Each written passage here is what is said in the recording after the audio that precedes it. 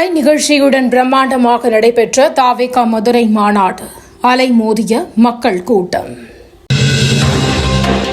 நமது ஒரே கொள்கை எதிரி பாஜக தான், ஒரே அரசியல் எதிரி திமுக தான்.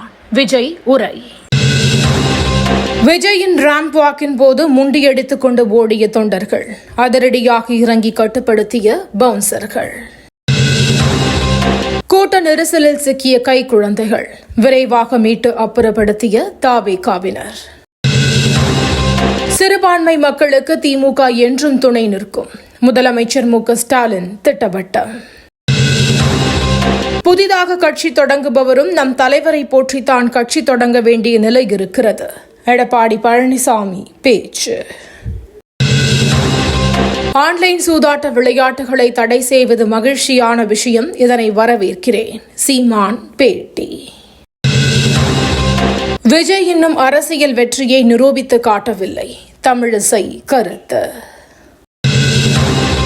அரசு உதவி பெறும் பள்ளிகளில் முதலமைச்சரின் காலை உணவு திட்டம் வரும் 26ஆம் தேதி விரிவாக்கம். அழகப்பா, மனோன்மணியம், சுந்தரனார் பல்கலைக்கழகங்களின் துணைவேந்தர்களுக்கு மேலும் ஓராண்டு பதவி நீட்டிப்பு. ஆளுநர் ஆர்.என். ரவி உத்தரவு.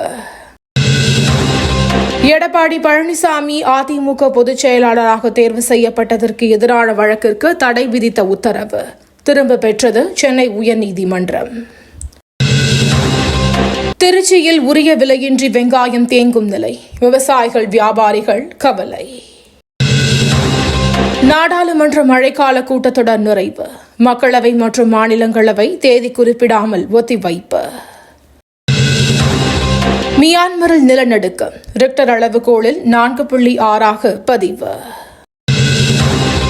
சென்னையில் இன்று மிதமான மழைக்கு வாய்ப்பு, வானிலை மையம் தகவல். தினந்தோறும் காலை தலைப்புச் செய்திகளை உடனுக்குடன் தெரிந்து கொள்ள வணக்கம் இந்தியா நியூஸுடன் இணைந்திருங்கள்.